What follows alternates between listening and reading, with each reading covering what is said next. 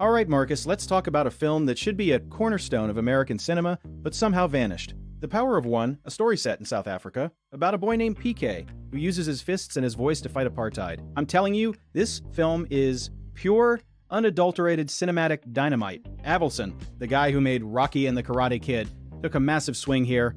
It's bold, it's brutal, and it's beautiful. Why isn't this taught in film schools?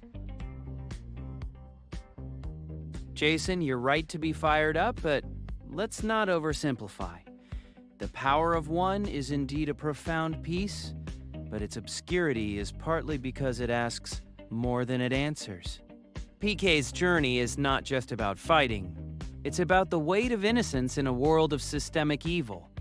Avildsen uses the boxing ring as a metaphor for moral combat, but he also lingers on the silence between punches. That's where the real truth lives. The film challenges us to consider if one person can truly make a difference, or if that belief itself is just a comforting story. That's exactly why it hits so hard. Look at the way Avildsen frames PK's isolation. The wide shots of the African landscape dwarfing him, the close-ups on his eyes when he realizes the enormity of the hatred around him, and the music. Hans Zimmer's score is like a heartbeat that won't quit. But then you have the boxing scenes, raw, kinetic, almost primal. I'd argue every punch is a political statement. When PK fights, he's not just fighting a kid from another school, he's fighting centuries of oppression. The film refuses to let you look away. Yet, Jason, there's a tension here. Some critics say the film whitewashes the struggle, placing a white savior at the center. But I'd argue Avildsen subverts that. PK is not a savior.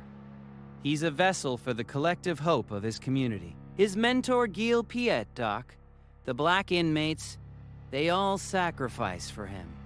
The film's power lies in its portrayal of interconnected struggles. The boxing ring becomes a stage where personal and political intersect. And that final fight with the crowd chanting "Power of One," it's not about PK winning, it's about a community reclaiming its voice.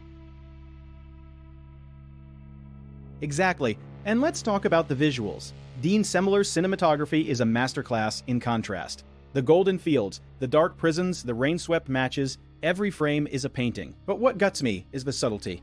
A glance between PK and Maria, the trembling hand of Gil Piet as he whispers a secret. Avildsen uses silence like a weapon, and the director's choice to show the violence of apartheid without flinching, the whippings, the beatings, it's not gratuitous, it's necessary. You feel the weight of history in every scene. That weight is what makes the film timeless. Avildsen doesn't offer easy catharsis. Even the ending, with PK walking away, is ambiguous. Has he changed anything? The prison is still there. The apartheid machine grinds on. But the film suggests that change begins with a single voice, a single act of defiance. Stephen Doran's performance as PK is underrated. He channels a quiet intensity that builds through the entire film. And the supporting cast, from Morgan Freeman to John Gielgud, each brings a depth that anchors the story in reality. Man, this film leaves me wrecked every time. The emotional climax when PK sings to the prisoners through the fence, and they join in. That's not just a scene, it's a spiritual experience. It's the moment where art becomes activism, and Hans Zimmer's score swells with an African choral arrangement that feels like the earth itself is singing. That's the legacy of The Power of One. It reminds us that even in the darkest times, there's a light that can't be extinguished. This is a film that demands to be seen, discussed, and felt. Indeed, Jason. The film's impact is not in its box office, but in its endurance. It surfaces in conversations about resistance, about empathy across divides. I think of it as a cinematic prayer, a hope that the individual, when connected to a larger purpose, can move mountains. But it also warns that the cost is high. PK loses his loved ones, his innocence, yet he persists. That's the lesson.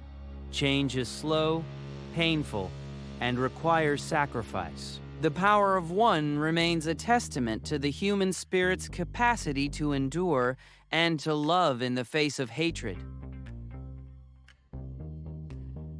So if you haven't seen this masterpiece, what are you waiting for? Go watch The Power of One right now, then come back and tell us what you think in the comments. Did it hit you as hard? And don't forget to smash that like button and subscribe for more deep dives into films that matter. We're just getting started, and I promise you, we've got more hidden gems like this one. Let's keep the conversation going. Share this video with a friend who needs to feel the power of one. And as you leave this discussion, carry with you the film's central question. What is the one thing you can do today to make your corner of the world more just? It doesn't have to be grand. PK started with a song. Maybe that's enough. Until next time, keep searching for truth in cinema, and remember that every story has the power to change a life. Thank you for listening.